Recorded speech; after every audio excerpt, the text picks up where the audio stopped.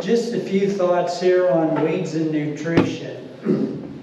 Dave Larson, who was the founder of Agri-Energy, made this statement some 35 years ago when I heard it, and I thought it was pretty profound at the time. Weeds tend to be high in the nutrients that the soil is low in. It's nature's way of cycling nutrients. So think about that. Weeds are telling you something.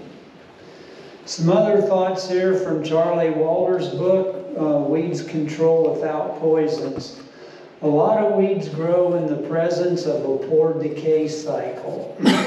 And in the book, they recommend high-quality compost 30 days before soils go dormant in the fall. And what we've had organic growers tell us where they use our residues to speed up decomposition, they do see a difference in weed pressure the following year. So it goes right along with that.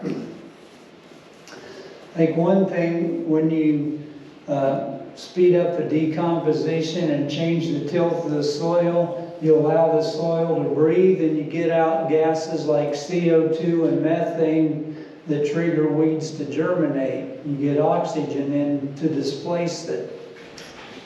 Calcium reduces weed pressure because it changes soil structure and porosity. We've talked about that. So again, more pore space, the soil can breathe, and we get good gas exchange.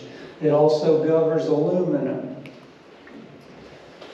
Another one of his thoughts, till and plant when weed roots are 1 inch long.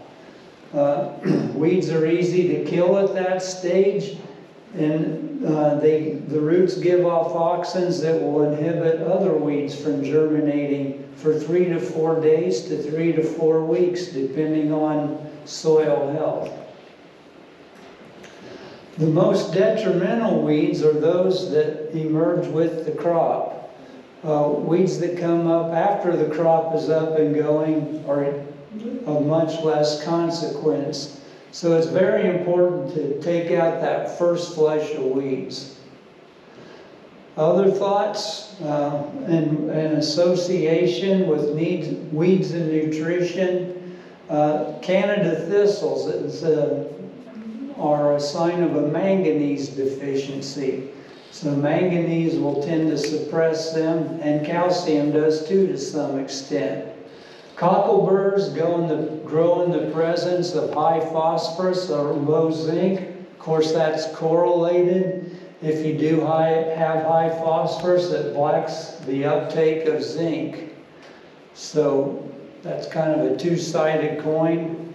And then common ragweed, not giant ragweed, but tends to grow where you've got low available potassium. So some products to increase the soluble calcium. You've got lime, pelletized lime, gypsum, pelletized gypsum, and then liquid products that we've worked with. The Primcal, which is a calcium nitrate with humic acid, or the AgriCal Plus, which is a calcium nitrate with micronutrients. And then for organic growers, we've used the Caliber. So for fertility, we want to target the crop and not the weeds. So using starter fertilizer gives the chance to give the crop a head start on the weeds, get it up and going. I think this is an important concept. We get a new crop of weeds every 80 to 100 growing degree units. What is a growing degree unit? It's when you take the high temperature of the day, you don't calculate anything over 86, add the low temperature of the day, divide by 2 and subtract 50. So in this case, 84 for the high, 60 for the low. You end up with 22 growing degree day units. So 4 days like that, and you got a new crop of weeds coming. So that's how often you need to be out there organically with a tine harrow, rotary hoe, or something controlling weeds. I much time do we have, Gary? 0. 0. Just throw out this concept. This has been used successfully several places, and that's sowing cereal rye at the same time as you plant soybeans in the spring. Usually guys are broadcasting or drilling rye anywhere at 2 to 3 bushels per acre. Because the rye doesn't go through winter and vernalize, the cereal rye gets up about this tall and goes dormant. But in the meantime, it's giving off allelopathic compounds that suppress weeds. So you plant the beans at the same time, and hopefully it suppresses weeds long enough till the beans have a canopy. This was a field in Iowa where he did that several years ago.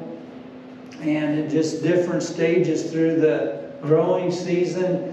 That bottom center picture was taken toward the end of the growing season. Yeah, he's got weeds out there, but it's not too bad. And he did nothing after planting. No tillage, no herbicides, nothing. So I think I'll turn it over to Gary to give us instructions from here. Yeah, just to mention this slide, this is out in Northeast Ohio, where he's been following that same process with planting the rye and beans at the same time in the spring. And there he only ran the zapper around the outside rows, kind of what you see there on the end, and did not touch the rest of it during the year. And Scott there told me that averaged like 60 bushel this fall. And as he said, I will never plant another field of organic beans conventionally again, you know. I'm doing it this way. So it's in the right situation, right conditions, it's really something to consider.